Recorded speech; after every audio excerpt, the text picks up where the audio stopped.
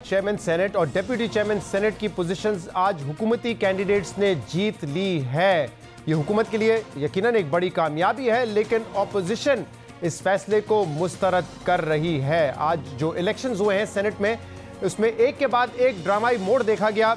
Vote rejection के हवाले से बात हुई, क्या वोट दुरुस्त तरीके से मुस्तरद किए गए हैं, इस पर बात हुई। और सुबह जब हल्फ लिया नए सेनेटर्स ने, तो उस वक्त एक ड्रामाई मोड़ उस वक्त आया जब पता चला कि सेनेट में कैमरे नस्ब किए गए हैं और मुस्तफ़ा नवाज खोकर और डॉक्टर मुसद्दिक मलिक साहब ने 4 से 5 कैमरे वहां पे देखे जो कि लगाए गए थे, और बाद में उन कैमरास को निकाला और फिर उसके हवाले से एक इंक्वायरी भी तश्कील दी है। 6 सेनेटर्स होंगे इस इंक्वायरी कमेटी में और 3 ट्रेजरी बेंचेस से होंगे, 3 ऑपोजिशन से होंगे। लेकिन सबसे पहले बात करते हैं आज के रिजल्ट की। सादिक संजरानी जो कि हुकूमती कैंडिडेट थे चेयरमैन की पोजीशन के लिए, उन्होंने 48 वोट हासिल किए। यूसुफ रजा गिलानी ने 42 वोट्स लिए, जबकि 8 वोट इस इलेक्शन में रिजेक्ट हुए हैं और 7 वोट ऐसे रिजेक्ट हुए हैं जिसमें जो स्टैंप थी वो यूसुफ रजा गिलानी के नाम पे थी, लेकिन प्रिजाइडिंग ऑफिसर का कहना यह था कि स्टैंप नाम पे नहीं होनी चाहिए थी, नाम के आगे जो बॉक्स है वहां पर होनी चाहिए थी। और इस हवाले से बाकायदा सेनेटर मोहसिन अजीज और सेनेटर फारूक नाइक के दरमियान बहस भी हुई।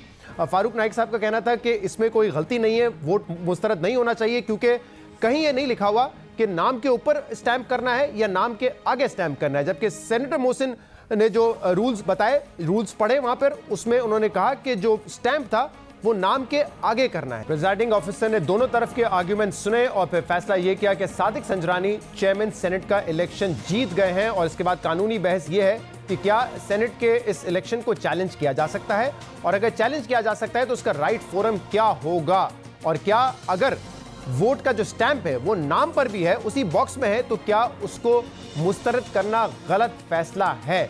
लेकिन जिस वक्त ये इलेक्शन हुआ उसके बाद पीडीएम जो है उसने प्रेस कॉन्फ्रेंस की, उसमें कारा साहब भी मौजूद थे, एहसन इकबाल साहब भी मौजूद थे, और मुस्तरद किया इस फैसले को प्रिजाइडिंग ऑफिसर के। और एहसन इकबाल साहब ने यह भी कहा कि हमारा कोई सेनेटर ना बिका है ना टूटा है, और तमाम 49 सेनेटर्स ने पीडीएम के लिए वोट किया है। कौम को बताना चाहते हैं कि आज 49 सेनेटर्स ने पीडीएम को वोट दे के साबित कर दिया है कि ना कोई सेनेटर झुका है, ना कोई सेनेटर बिका है।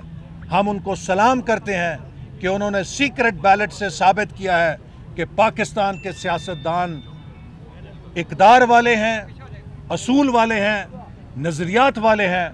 वो इमरान खान की तरह अपनी टिकटें करोड़ों रुपए में बेचने वाले नहीं।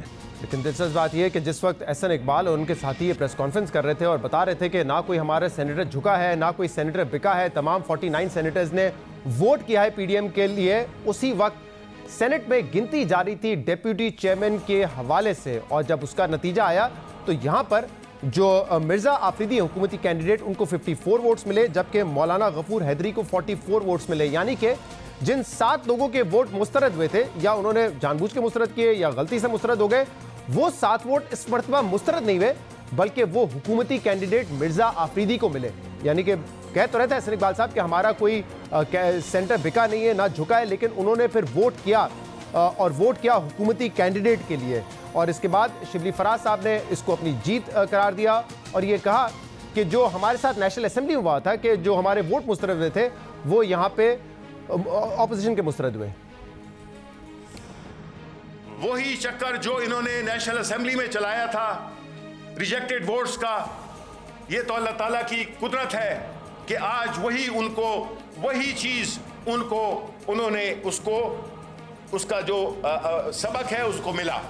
पीडीएम उसकी आज तदफीन हो गई है।